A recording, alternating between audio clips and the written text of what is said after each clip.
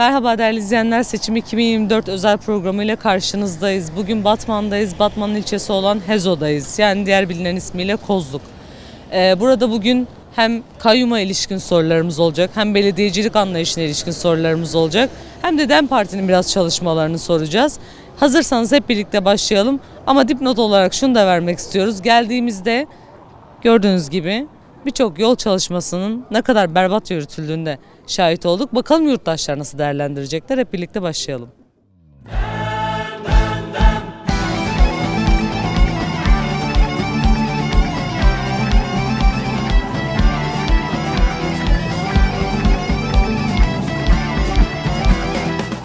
31 Mart yerel seçimleri yaklaşıyor. Hezo'dayız. Nasıl bir siyasi atmosferi var buranın? Siyasi atmosfer biraz karışık. Çünkü şey var, korku var, diktatörlük var. Halkı sindiriyorlar, bırakmıyorlar millet kendi iradesini kullansın. Öyle bir baskı var. Peki nasıl bir sonuç çıkar buradan? Şu anda DEM Partisi garantilemiş. Bazı yerlerde oyların bölüneceği söylentisi sanırım buraya da yansımış. Çünkü CHP'nin bir adayının güçlü çıktığı söyleniyor. Oylar bölünür mü? CHP tabanı yok burada. Formalite bir aday çıkardılar. CHP de çıkardılar. O bölünmenin bir sonucudur. Peki nasıl bir belediyecilik anlayışı var şu an? Yani gerçi gözle görülür bazı eksiklikler var ama memnun musunuz şu anki belediyecilikten? Zaten memnun olsaydı alternatifleri olmazdı. Demek ki eğer şu anda 3. partiye düşmüşlerse demek ki memnuniyet yoktur. Yani bireysel hizmetçilik, kendilerine hizmetçilik. Yani kıyaslama yaptığımız zaman 15 yıl önce HDP kazandı. O 5 yıl içinde yaptığı hizmet muhalefet olduğu halde, imkanları kısıtlı olduğu halde yaptığı hizmet, ondan sonra gelen AK Parti onların sonsuz imkanları dahi o seviyeye getiremediler. Araç bakımı olsun, asfalt olsun, su sorunu olsun. Yani HDP 30 kilometreden bir su getirdi. O devamı vardı. Süreleri yetmedi. Bir depo yapılacaktı. Arıtmalı bir depo yapılacaktı. Tek depo yapılacaktı. Yapılmadı. Altyapı yapıldı. 15 yıl aradan geçti. Hala da döşedikleri borularda, altyapıda da hala da su akıtılmamış. Hala da boşta duruyor yerin altında. Çünkü sahte bir altyapı yaptılar. DEM Parti kazanırsa biliyorsunuz kendi perspektifine birçok çalışmayı koymuş, birçok projeyi koymuş. Sizin halk olarak nasıl beklentileriniz var? Vallahi belki istediği gibi hizmet yapmayabilir. Çünkü önü kesilmiş. Şu anda 300'e yakın işçi var belediyede. Onun normu 100'dür. Yani 100 tane belediye işçisi Kozluğa yetiyor. Ama kadroyu 300'e çıkartmışlar. Bu hizmeti engelleyecek. Ya maaşları ödenmeyecek ya da maaşları ödendiği zaman hizmetten geri kalacak. Bir de bütün bankalardan kredi çekilmiş. 200-300 trilyondan bahsediliyor. Öyle bir borç bırakılmış. Bu da etkileyecek hizmeti. Bir de şimdi muhalefet olduğu için tabii ki imkanlar da sağlanmıyor. Cumhurbaşkanı kendi ağzıyla söylüyor. Diyor ki biz kazanmazsak siz hizmet yapamazsınız. Bize verin ki bir hizmet getireyim. İşte böyle bir zihniyet var. Artık Kayyumun tahribatları herhalde birçok belediyede hemen hemen aynı diyebileceğimiz durumda. Peki son olarak ekleyeceğiniz bir şey var mı? Valla biz de diyoruz hayırlısı neyse o olsun. Zararın neresinden dönerse kârdır. Yani diyoruz ki yani teslim etsek biraz daha tahribat yapılacak. En azından zararın neresinden dönersek o kârdır bizim için. Çünkü 30 yıl geriye gitmiş bir belediye var burada.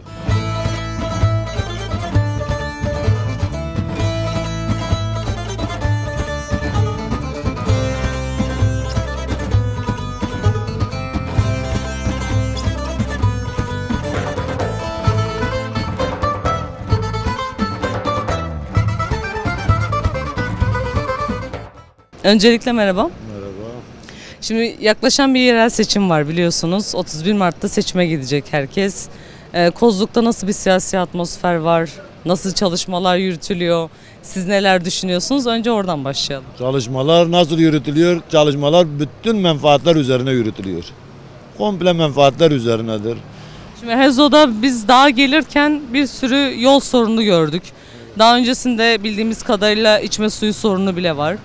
Şimdi bu kadar çok sorunlar varken gelecek belediyeden nasıl bir beklentiniz var? Mesela belediyecilik nasıl olmalı sizin için? Belediyecilik ilk önce adaletli ve hakkaniyetli olacak. Herkese eşit bir şekilde. Herkes buranın vatandaşıdır. Türkiye olsun, komple olsun. Herkes buranın vatandaşıdır.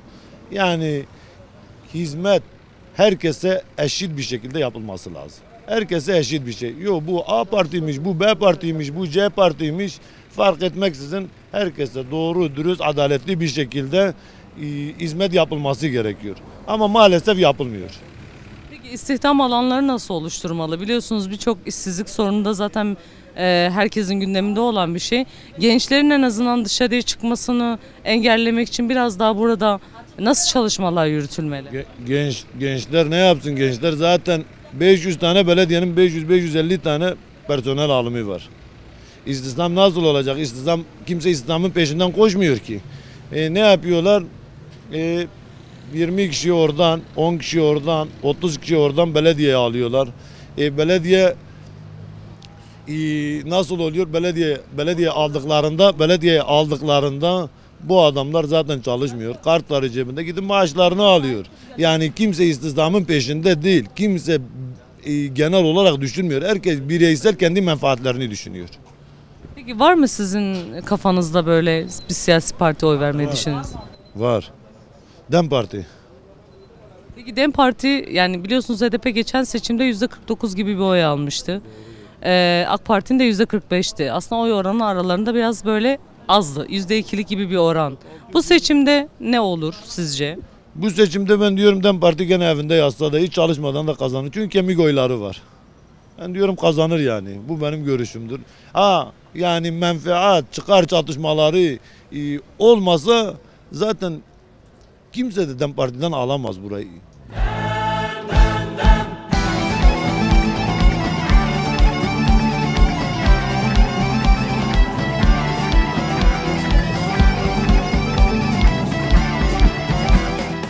Merhabalar. Merhaba. Şimdi biz Kozluğu dolaşıyoruz. Burada gerçekten farklı bir siyasi atmosfer var. Biz biraz daha belediyeciliği size sormak istiyoruz. Belediyecilikten, şu anki mevcut belediyecilikten memnun musunuz? Belediyecilikten şu an memnun değiliz. Daha önce HDP'ye oy vermiş biri olarak mı bunu söylüyorsunuz? Peki altyapı sorunundan içme suyu sorununa kadar birçok sorundan bahsediliyor. Buranın sorunlarını bilmiyorum. Köyde kalıyorum ya. Köyde nasıl sorunlar var? Köyde de valla zaten bakan yok. Yani lokarlarımız hep dışarıdan yani açıktan. Yollarımız bozuk, daha mahalle yolu yapmamışlar. O konudan yani memnun değiliz bunlardan. Peki gelecek olan parti, yani siz kime oy vermeyi düşünüyorsunuz? Onu bir söylerseniz ona göre soruyu da devam ettireceğim. DEM Parti'ye veriyoruz. DEM Parti gelirse onun kendi çalışmaları var, yani çizdiği çerçeveler var, işte yapacağı çalışmalar var. Sizce biraz rahatlayacak mı bu köyleri ve merkezi? Öyle düşünüyoruz. Başka ne beklentileriniz var belediyecilik olarak DEM Parti'den? Valla belediyecilik şimdi şöyle, yani biz istiyoruz ki partimiz kazansın. O konu odur. Başka bir şey yok. Merhabalar. Merhabalar. Dolaşıyoruz çarşının içine. Şu an Hezo'dayız, Kozluk. Nasıl bir siyasi atmosfer var burada? Biz bu adam kesinlikle kazanmıyor. Bütün millet bundan caymış bir insandır. Peki nasıl bir belediyecilik yaptı şimdiki belediye başkanı? AK Parti'de çünkü. Bu hiç kendi cebi için gelmiş bu adam. AK Parti'ye geçmiş. Kayyum atanacak diye korkmuş adam. AK Parti geçmiş.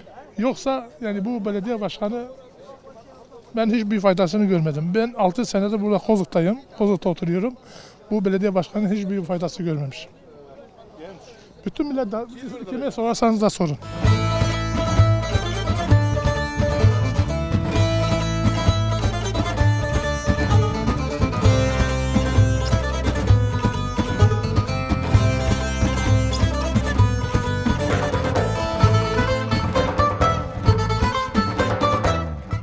Ben sana mikrofonu uzatacağım, sen istediğini söyle. Kozluk 10 yıl önce bu mevcut şimdi adayımız HDP'nin adayı 5 yıl Kozluk'u yönetti. Bütün Kozluk borçları, belediye borçlarını bitirdi. Kozluk'ta Şu düzlüğe... anki mevcut aday değil mi? Mehmet Raşit Haşimi. Raşit Haşimi. Ondan sonra AKP'ye geçti. 10 yıldır AKP'nin elinde. Kozluk'u ne hale geziyorsun? Çöpten geçemiyoruz. Bir, affedersin, pislikten geçemiyoruz. Ondan sonra belediyenin bütün mevcut malzemeleri ipoteke koymuş, kredi almış. Bilmem 300 fazla yakın, 500 milyara yakın borcun altına sokmuş. Allah yardımcımız olsun. Bunu nasıl idare edeceğiz? İnşallah yine de adam Kozluk'u düzeye çıkartacak. Yine de biz kazanacağız Allah'ın yoluyla. Hatırladığımız kadarıyla önceki belediye seçimlerinde de kayyum daha almadan önce, el koymadan önce birçok belediye zaten borçlu devralınmıştı. Yani HDP'nin kazandığı belediyelerde. O borçları ödemekle uğraşıyordu. Yine aynı süreçler mi yaşanır sizce? Süreci tekrar yani bize gelen ödenek ancak borçları kapatabilirsek ne mutlu bize. Peki biraz daha nasıl belediyecilik işletilmeli üzerinden de soru sormak istiyorum. Nasıl bir belediyecilik görmek istiyorsunuz Hezo'da? Valla Hazo'da şeffaf, güzel bir belediyecilik yönetilmesini istiyoruz. Yani herkese eşitlik zaten o bizim şeyimiz de vardır. İnşallah güzel ve her şeyi mükemmel bir yönetime geçeceğiz. Şu anda Kozluk'ta çok değişik bir seçim havası var. Yani güzel mi? Güzel. Demokrasi çatısı altında çok güzel bir seçim havası oluşmuş. HDP şu anda Dem Parti kendi siyasi çizgisi içerisinde yürüyor. Ben de bir HDP'li, bir Dem Partili olarak kendilerine başarılar diliyorum. Fakat her üç adayla da diyoruz ki bunların hizmet açısından Kozluk'a gerekli hizmet açısından ne gerekiyorsa birinci amaçları bu olmalı. Fakat şimdiye kadar hiçbir belediye başkanı bu hizmeti yerine getirememiş. Getirenler olmuş, kısmen getirenler olmuş fakat getirdiklerinin çok daha üstünde götürdükleri oluyor. Yani bu Kozluk halkı bunu hak etmiyor. Peki belediyeciliği de biraz konuşmak istiyorum. Nasıl bir belediyecilik anlayışı olması gerekiyor? Belediyecilik anlayışı hiçbir şekilde Kozluk'ta yaşanmamış. Bundan sonra nasıl olmalı? Bundan sonra gençler tarafından yönetilen bir belediyecilik anlayışı olduğunun taraftarıydım ben şimdiye kadar. Gençlerin olduğu hem gençlerin hem ağırlık olarak da kadınların da olduğu bir belediyecilik anlayışının fikirlerim bu yöndendi.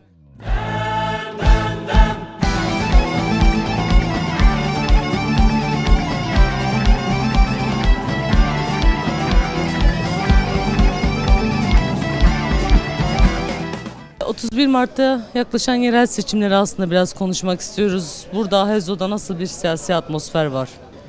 Bizim için hizmet önemlidir. Hiçbir tane hizmet yapamıyor. Onları soracaktım aslında.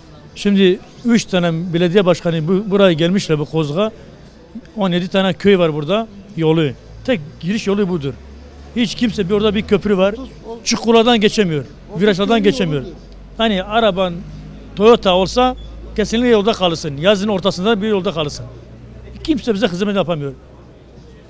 Her gelene cebe. Çok şükür bütçede de bir şey kalmamış. Artık ondan sonra dilencilik yapacağız. Nasıl bir belediyecilik anlayışı olmalı? Bir bütünen. Yani altyapıdan bahsettiniz ama genel olarak mesela işsizlik de var. İstihdam nasıl yaratılmalı? Hocam şimdi bizim Kozluk'ta millet aşiretlik işidir. Bir de zorbalık işidir, bir de para işidir. Kimse hizmete bakamıyor. Yani elini vicdana koyup da oyunu kullanan kişi yok. Kim ne dese desin. Elini vicdana koyup da oyunu kullanan yok. Nedir? Bu benim akrabam, ona veriyorum. İstersen hırsız olsun, istersen dolandırıcı olsun, istersen ne yaparsa yapsın. Akrabamı da ona veririm. Akrabamı da veririm. Birkaç değerlendirme daha duydum öyle. Az önce söyledim. Hani hizmet olarak yok. Kesinlikle hizmet yok. Ne diyelim? Mesela siz sosyalleşme alanları olarak nereleri tercih etmek istersiniz? Genelde bir kahve konuşuluyor ama gençlerin de, kadınların da, çocukların da nasıl alanları oluşturulmalı belediyeler tarafından? Ne hayalimizde var, ne bizim yetkili kişilerin hayallerinde var, ne kuruyorlar. Desem bu bir parktır. Mesela köyde bizim 100 haneli bir köyümüz var. Ne bir voleybol sahası var, ne bir futbol sahası var, ne bir basket var. Bizim gençler buradan sürünüyorlar. Ne yapalım? Bizim hadi çocuklarımızın geleceği düşünelim.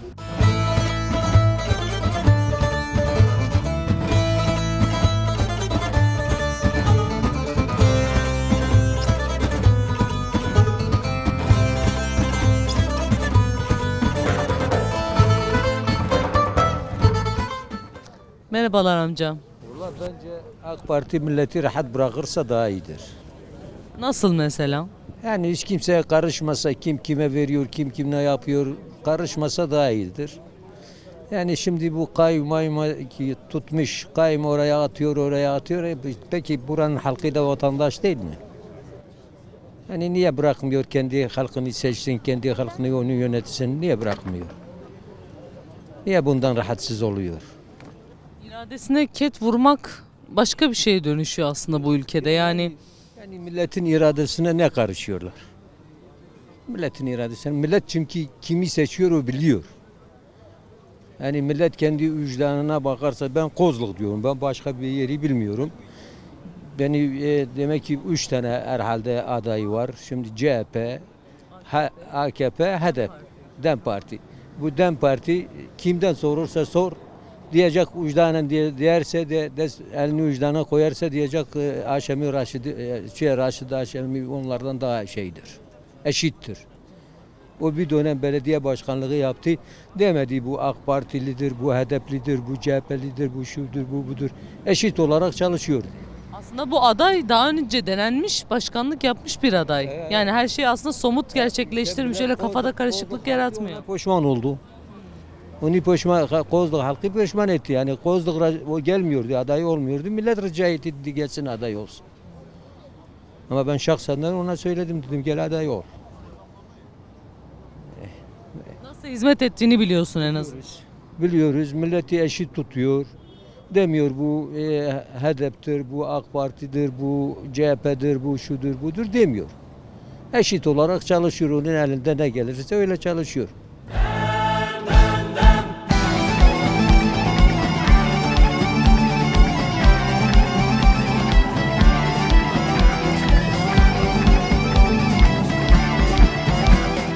Evet değerli izleyenler, şu an yanımda HEZO'nun eş başkanları var. Kendilerine sorularımız olacak. Hem ilçeye dair hem kendilerine dair. Önce kendilerini tanıtarak başlamalarını isteyeceğiz. Merhabalar. Öncelikle sizi tanıyalım. Adım Hülya Öztekin. Batman Gercüş doğumluyum. Yaklaşık 20 senedir Kozluk'ta yaşıyorum ve 13 senedir esnaflık yapıyorum. Esnafın halinden de anlıyorum diyeyim. Burada çalışmalarımız güzel gidiyor. Özellikle kadınlara yönelik birçok projelerimiz var. Çünkü Kozluk'ta maalesef bu konuda eksik kalınmışlık var. Bu konuda diyoruz ki Kozluk için, kadınlarımız için güzel çalışmalar yapacağız. Özellikle mesela az önce değindiğim gibi bu kahve alanlarını biraz azaltıp en azından bertaraf edip biraz kadınlarımızın sokakta daha rahat yürümesini sağlayabilmek. Taziye evlerimiz yok. Kadınlarımız bundan da çok şikayetçi. Sosyalleşme, aktif alanlarımız yok. Birçok eksiğimiz var. Biz Kozluk için, gerçekten hizmet için geliyoruz Kozluk'a ve bu sıcaklığı halkımız içinde yakaladık. Yani seçim çalışmalarındayız. Ev ev geziyoruz. Sokak sokak halkın taleplerini dinliyoruz. Bu talepler doğrultusunda eksikleri göz önüne alarak hizmet etmeye çalışacağız. Biz diyoruz eşit demokrasi çerçeve içerisinde halkımızla beraber 31 Mart'ta bu seçimleri kazanalım. Biraz projelere girdiğiniz zaman ben daha açmanızı isteyeceğim. Mesela kadınlara dönük, özellikle kadın ve çocuklar birçok noktada belediyecilik anlamında hiç hizmetten yararlanmayan kesim olarak değerlendiriyoruz. Siz DEM Parti olarak nasıl bir iddiayla gireceksiniz seçime kadınlar konusunda? Kadınlar konusunda dediğim gibi burada gençlere yönelik de yine iş istihdam alanları oluşturabilmek için gençlerimizin çoğu maalesef gidip başka yerlerde çalışmak zorunda kalıyor. Onlara yönelik projelerimiz var. Ondan sonra çocuk oyun alanlarımız yok, parklarımız yok, yeşil alanlarımız yok. Maalesef ki bu da bizim için önemli bir sorun. Yollarımız yine aynı şekilde, birçok altyapılar bozulmuş. Tekrar onarılması gerekiyor. Mesela diyelim çocuklu kadınlar için çalışan kadınlarımız için kreş evlerinin çoğaltılması, açılması, bu yönde de hizmetlerimiz olacak, hedeflerimiz, projelerimiz var. Bunlara yönelik de çalışmalarımız olacak. Kadın toplumsal dayanışma evi açacağız. Bunu diyorum. Teşekkür ederim. Tekrar döneceğim size. Sağ tarafımda Mehmet Raşit Haşimi var. Siz de biraz tanıyalım öncelikle. Mehmet Raşit Haşimi, eğitimciyim. Bunun dışında 2009-2014 döneminde de burada belediye başkanlığı yaptım. Neticede bizim ilçemiz doğma büyüme burada yaşadığım için ve görev yaptığım için az çok sorunlarını biliyorum. Şehircilik, belediyecilik anlamında yeterince imkan yok şu an. Son 10 yıldır altyapı konusunda sorunlar yaşanıyor. İçme suyu şebekesi ve benzeri şeyler. O konuların geçmişte bir proje gerçekleştirmiştik. Cazibeyle su getirmiştik. O dönemde de yani böyle belediyeyi çalışır duruma getirmiştik. Neticede sonrasında sistemin hakim zihniyeti hakim oldu. Ve bir bütünüyle şehircilik anlamında, belediyecilik anlamında 10 yıl bizim için kayıp bir 10 yıldır. Sadece altyapı, normal belediye çalışmaları dışında da burada istihdama yönelik çalışmalar, projelerimiz var. Onları geliştireceğiz. Kadın ve gençlik eğitim destek evi tarzında kültürel, sanatsal çalışmalar konusunda imkansızlıklar var burada. O konuda elimizden geldiğince projeleri geliştirip özellikle gençlerin boş zaman geçirmelerini önlemek için böyle kurumlara yer vereceğiz. Projelerimizde de var. 10 yıldır burada ekolojik, demokratik yere kadın eksenli belediye çizgisinin hakim olmamasından kaynaklı birçok dezavantajlı durumlar var. Bunları el birliğiyle başkanımızla birlikte elden geldiğince projelerimiz var, hazırlamışız. Onları hayata geçirmek için bütün gücümüzle çalışacağız. Neden DEM Parti? Bu soruyu ikinize birden sormak istiyorum. Neden buradasınız? Bir halkın kimlik sorunu var, irade sorunu var. Öncelikle budur. Her şeyden önce geliyor. Bunun dışında da yani demokratik, kadın eksenli, ekolojik bir yaşam için buradayız. O çizginin, o düşüncenin hayata geçmesi için buradayız. Başkan, siz de aynı soruyu cevaplamanızı isteyeceğim. Neden DEM Parti? DEM Parti halkın partisidir. Halkın ağzıyla, halkın söyleyişiyle dile gelen bir partidir. Bu yüzden tabii ki DEM Parti diyorum. İki sorun daha olacak. Eş başkanlık vurgusu çok yapılıyor DEM Parti'de. Hatta kadınların bizim mor çizgimizdir dediği hususlardan bir tanesidir. Bunun önemine ilişkin de birkaç cümle ikinizden almak istiyorum. Tabii ki eş başkanlık sistemi ilk defa dünyada DEM Parti tarafından denenmiş bir sistemdir diyelim ve çok güzeldir. Ben bu eş başkanlık sistemini önemsiyorum, benimsiyorum. Kadın özellikle mesela şöyle belediyede hizmetlik yaptığımız zaman bir kadın diyelim gelip orada benimle bir diyalog kurabilecek, daha rahat diyalog kurabilecek. Tüm halkımıza ve kadınlarımıza belediyemizin kapısı zaten açıktır ama özellikle kadınlarımız daha rahat olacaklar bu konuda. Ve eş başkanlık sistemi kadınlar üzerinde büyük bir etki yaratacağına inanıyorum. Yani. Teşekkür ediyorum. Size de aynı soruyu yönelteyim. Eş başkanlığın önemi. Şimdi hayatın doğasında bu var. Fakat 5000 yıllık erkek egemen zihniyeti maalesef bunu yerle bir etmiş. Ve kadın üreten, doğurandır. Yani emekçi yönüyle biliniyor. Her yönüyle zaten kazanımcı olan bir kesim. Bunun yaşama, kurumlara yansıması gerekiyor.